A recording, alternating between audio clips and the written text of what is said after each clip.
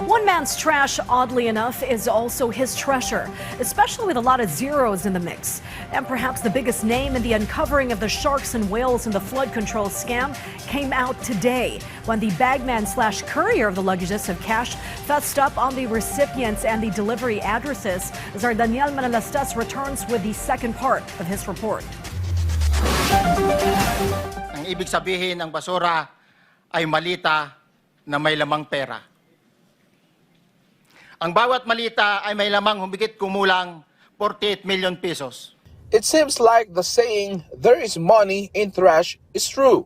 If it will be based on Orly Guteza's statement, who identified himself as the former security consultant of Representative Zaldico. He faced the Senate Blue Ribbon Committee's probe on the flood control mess. And based on his sworn affidavit, he has this allegation to call. Ang mga nangyayari kapag duty kami sa basura, kalimitang dinadala sa bahay ni Congressman Zaldico at tinatanggap naman ni Mark at ni Paul. Andito po yung litrato nung binabagit na si John Paul Estrada. Aside from Ko, Gutesa also threw an allegation against former House Speaker Martin Romualdez. Humigit kumulang 3 beses ako mismo ang nag-deliver ng basura sa bahay ni Congressman Zaldico at sa mga bahay ni Speaker Romualdez.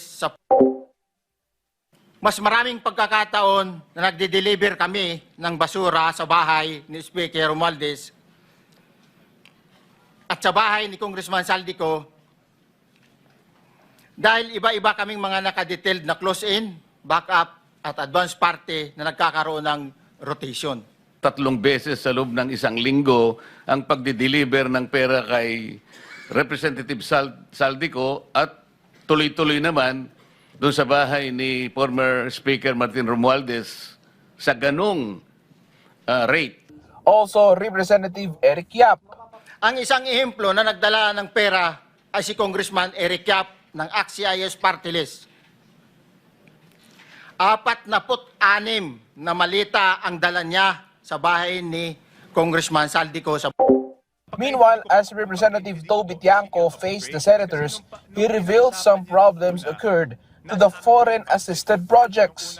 Tama ba yung foreign-assisted projects kasama rin, no? Ayan, naalala ko to dahil ako yung nag-defend ng DOTR na pinalipat nila from priority appropriations, pinalagay po sa yung foreign-assisted sa unprogrammed funds. At isa ito sa ikinagalit ng ating Pangulo. Tama po yun, Your Honor, pati yung foreign-assisted local counterpart ng foreign-assisted projects, ibig sabihin yun po yung commitment ng ating bansa doon sa foreign-assisted projects. Linipat po from the programmed appropriations doon sa GAA at linagay po sa unprogrammed. Sinasabi ni Congressman Toby, nilipat. Sino gumawa nun? Ang pagkaintindi ko po is yung sa Committee on Appropriations. Because of numerous corruption allegations, Senator Ronald De La Rosa has this suggestion. Ngayon, kung meron tayong existing na batas na bitayin ka kapag ikaw ay nahuli, magawa mo kaya yung nagawa mo ngayon? Palagay ko po, maraming matatakot talaga doon at hindi ko po masasabi, Mr. Chair, na mawawala po totally. Pero tsak pong mababawasan. Senator Bato, halimbawa papiliin ka, makulong sa Muntinlupa na habang buhay sa death penalty, anong piliin mo? Considering the living condition sa Muntinlupa, palagi ko piliin po ang death penalty. Sir, pipiliin ko Muntinlupa. Enjoying sa Muntinlupa, pwede ka pa magdegosyo doon. Pwede ka pa magdegosyo. Iba nga doon, nagdegosyo lang siya po eh. Drug lord pa rin hanggang ngayon. Ando sa Muntinlupa. Mr. Chairman, I move to strike out that statement. Well, Justice Secretary Jesus Crespin Remulla floated on the possible legal move against the personalities being implicated in the flood control mess. Malversation covers most of it sa pera. Ang pinakamahalaga dito yung crime sa pera na talagang nawala sa bayan. Yun talaga ang kasong ilalagay. Pwede rin naman ang plunder. Si Senator Nancy at saka si Chisim na dagdag for request, no? Yes, dagdag sila sa request for for freeze orders. Speaker Tsaka Ilbo, tsaka Ilbo. Si Salvi, and si Speaker Martin. Hindi, ilalagay na rin natin yan. Martin? No, but we will have to protect the interest of the state. Ano tayo dyan? Wala tayo sisinuhin.